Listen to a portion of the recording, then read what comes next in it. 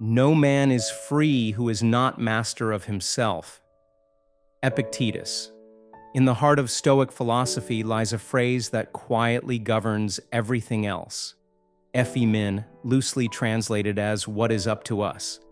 These two Greek words form the foundation of the ancient Stoic worldview, but somewhere along the journey from the dusty classrooms of Athens to modern-day self-help books, their meaning got reshaped and misunderstood.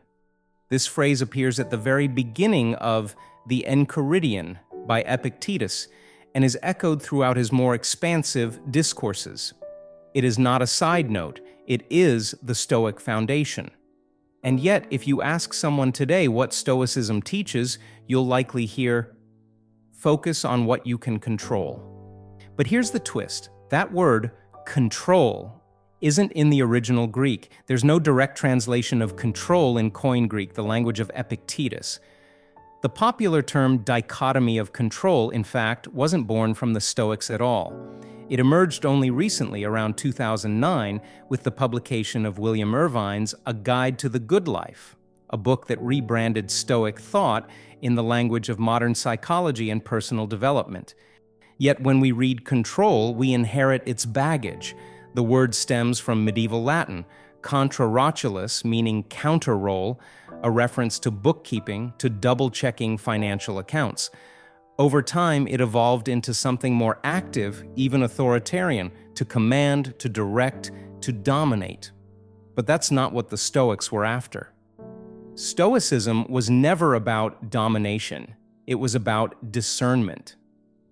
The real Stoic idea isn't a duality of control, but a deeper moral division between what is ours and what is not, between what belongs to our will and what belongs to the world.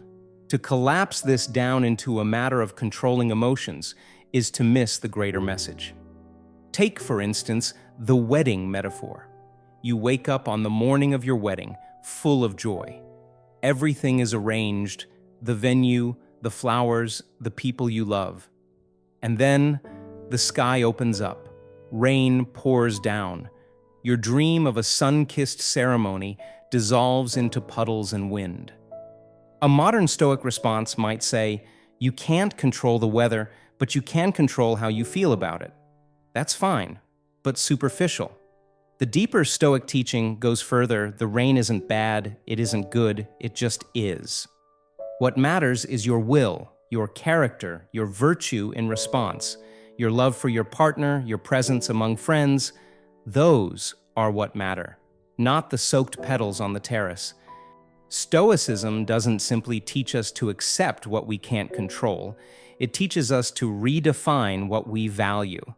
The things that lie not upon us, Epictetus writes, are weak, enslaved, and not our own.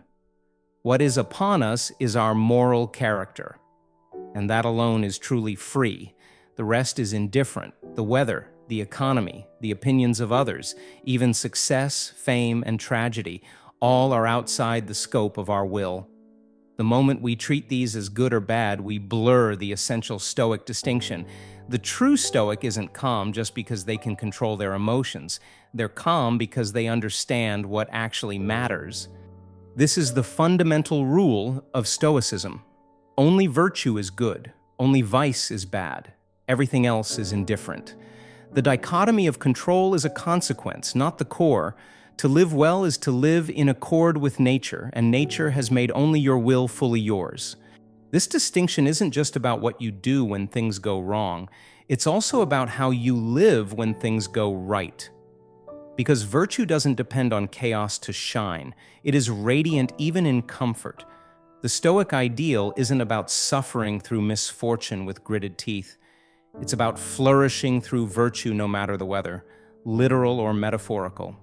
Think again of the wedding. The day itself is an external and indifferent. What is sacred is your choice to love, to commit, to celebrate.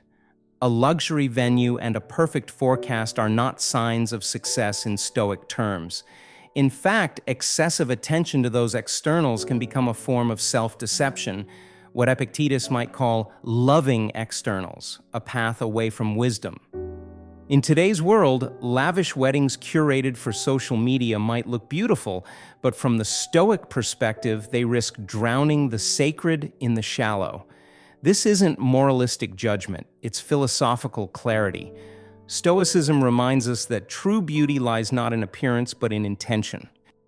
This insight also leads us to another cornerstone of Stoic ethics: preconceptions. All of us have innate ideas of what is true and good, but we often disagree about what those things are. One person may see wealth as good, another may see poverty as noble. The Stoics offer a radical solution: stop assigning good or bad to external things altogether. Instead, apply those labels only to the will, to the faculty that chooses, judges, and acts. So long as we do not mistake what is not good for being good, our will remains in harmony with nature. In this harmony lies reason, the very thing that distinguishes us as rational beings. The fundamental rule, then, isn't just a tool for navigating stress. It's a lens for understanding existence itself. It tells us only what confers value is valuable. Only what recognizes ownership is owned. Only what understands freedom is free. In a universe of constant change, only reason, the guiding light of our will, remains steadfast. This is the domain where we are sovereign. In that space, no one can touch us, not fate, not misfortune, not even death. That is the true freedom Stoicism promises, a self untouched by the storm, not because it fights the wind, but because it knows the wind is not its concern. So, the next time someone tells you Stoicism is about controlling your emotions, remember, it's not about control. It's about discernment, freedom, and virtue, the quiet mastery of knowing what is truly yours.